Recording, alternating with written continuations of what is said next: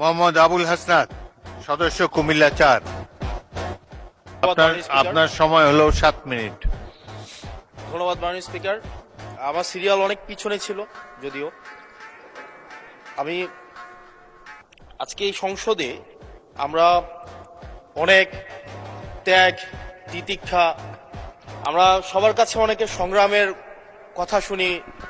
তারা অনেক লড়াইয়ের মধ্য দিয়ে আজকে এই সংসদটি আমাদের প্রজন্মের জন্য, আসলে আমরা আজকে যা কাজ করছি না কেন সেগুলো হচ্ছে আমাদের প্রজন্মের জন্য। আপনারা যে কাজগুলো করছেন, যে দায়িত্বটা নিয়েছেন, এই দায়িত্বের ফলভোগী বা সুবিধাভোগী কিন্তু আমাদের এই প্রজন্ম। মাননীয় স্পিকার, আমরা খুব আশাহত হই যখন এই সংসদ এত রক্ত, এত লড়াই, এত ত্যাগের পরে আজকে যখন এই সংসদটি গঠিত হয়েছে, কিন্তু এই সংসদ আবার আগের যেই ভিসিয়াস সাইকেল, দোষারোপের যেই সাইকেল, একজনকে বিভিন্ন ট্যাগিং এর যেই সাইকেল, মত দমনের নামে, বিরোধী মত দমনের নামে মামলার যে সাইকেল, আমরা সেইখানে আবার চলে গিয়েছি। ক্যাম্পাসগুলো আবার আনরেস্টের দিকে যাচ্ছে, অস্থিতিশীল পরিবেশ সৃষ্টি হচ্ছে, বিরোধী দল মত দমনের জন্য মামলা করা হচ্ছে, প্রতিমন্ত্রীকে ফেসবুকে লেখার কারণে বাসা থেকে তুলে নিয়ে আসা হচ্ছে, হুইপকে সমালোচনা করলে বাসা থেকে তুলে নিয়ে আসা হচ্ছে।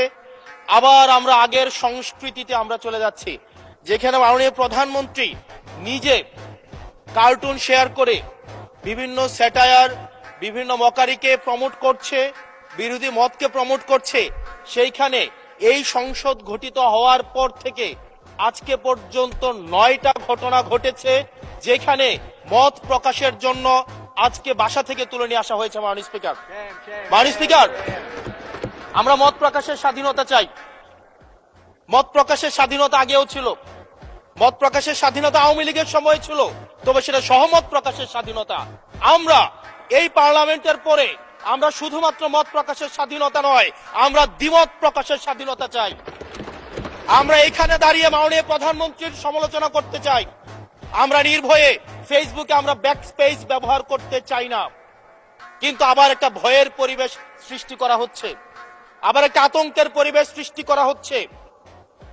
আমরা দেখলাম সিলেক্টিভ এক ধরনের বিরোধিতার পরিবেশ তৈরি করা হচ্ছে।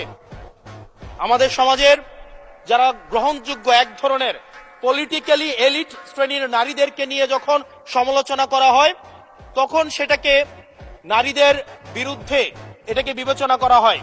কিন্তু যারা পলিটিক্যালি পিছিয়ে পড়া জনগোষ্ঠী রয়েছে, গার্মেন্টস কর্মী রয়েছে, যারা হচ্ছে এই দেশের